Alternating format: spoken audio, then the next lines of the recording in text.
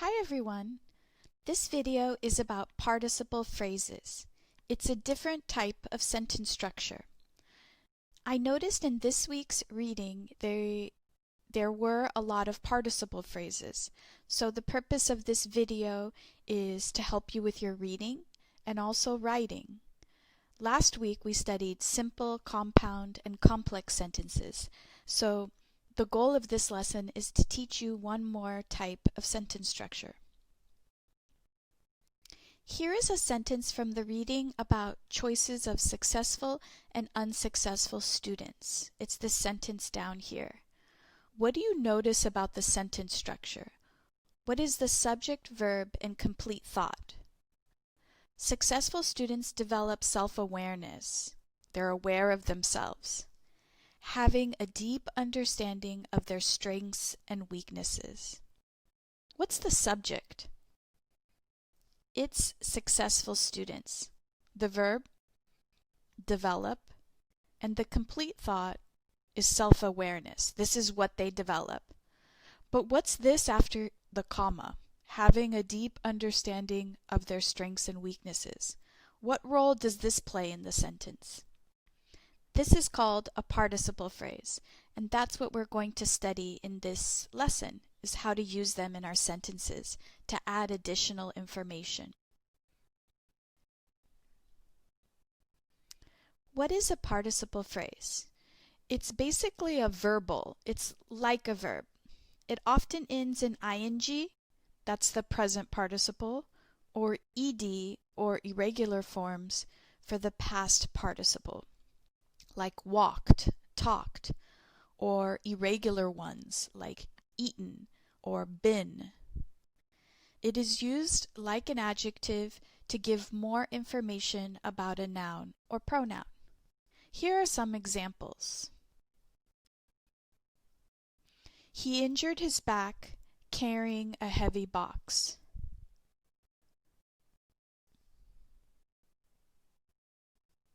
So this is the participle phrase right here, carrying a heavy box. And carrying is describing he. So it's adding more information about this pronoun, like an adjective would. He was carrying a heavy box. So he injured his back carrying a heavy box.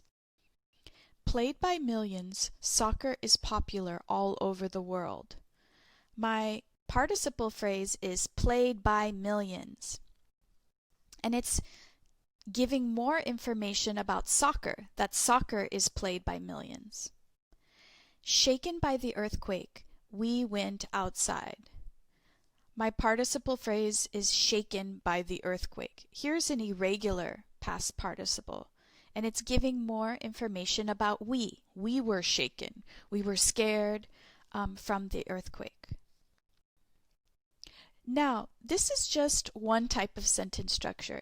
You could always use compound sentences or complex sentences, like he injured his back because he carried a heavy box. So I could use because. Or soccer is popular all around the world and it is played by millions. So I could use a conjunction like and. Or we went outside, or we were shaken by the earthquake, so we went outside. So you could make a compound sentence. So this is just another strategy, another way that we write sentences in English and you can also use in your writing. Okay, now where do these participle phrases go in a sentence? The thing to remember is that it should go close to the noun that it's describing. We often see it next to the noun, at the beginning of a sentence, or at the end. Here are some examples. The crying baby was hungry.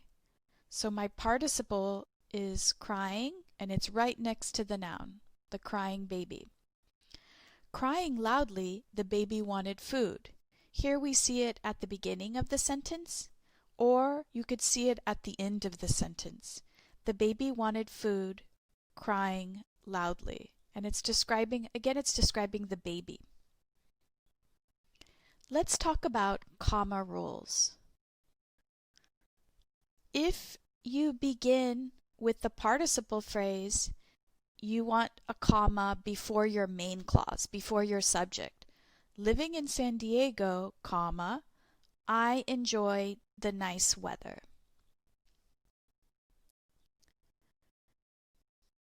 Now, if your participle phrase goes at the end of the sentence, you can also use a comma. I enjoyed the nice weather, comma, living in San Diego. However, you use the comma when the modified word is at the beginning of the sentence. So, I am living in San Diego, right? So if the word being modified is at the beginning of the sentence, you want to use a comma. Okay. However, if the modified word goes at the end of your main clause, we don't use a comma. Vicky has a sister living in San Diego. So the sister is the one living in San Diego. So when the participle phrase is right next to that noun, you don't need the comma. So those are the comma rules. Let's practice. Combine these sentences, making one the participle phrase. I drank some iced tea. I was sitting at the beach. Drinking some iced tea, so I can make this one my participle phrase. Drinking some iced tea, I sat on the beach. Or, I sat on the beach drinking some iced tea. So it could go at the beginning or the end. She wants to learn English. She has conversations with people. Wanting to learn English, comma, she has conversations with people. Or, she has conversations with people wanting to learn English. Here's another example. Successful students ask for help. They go to tutoring and contact the professor. Successful students ask for help going to tutoring and contacting the professor. Or, going to tutoring and contacting the professor. Successful students ask for help. So again, you could change one of these sentences and make it a participle and put it at the end or the beginning of the sentence. Note, gerunds are different from participle phrases. Here are some examples. Learning English is fun. This is a gerund acting like a subject, so it's almost like a noun. Learning English is fun. This is the subject of the sentence. Or we can use a gerund as an object. I like learning English. On the other hand, participle phrases are not subjects or objects.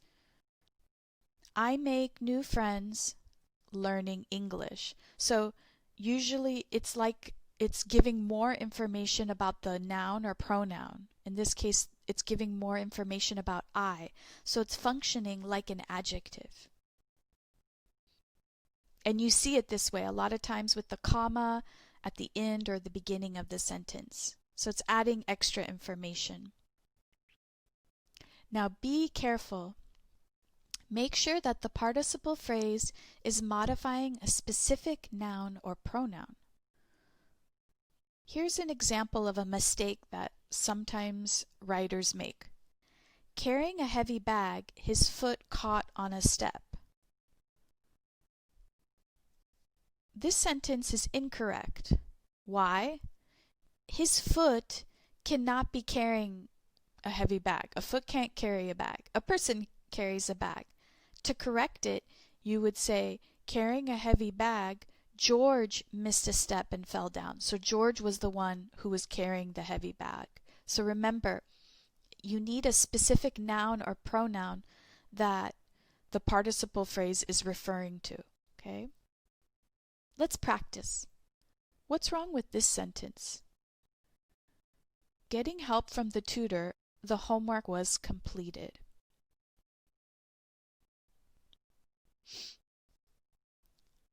The homework can't get help from a tutor. So this is an example of an incorrect noun. Okay, it needs to be clear.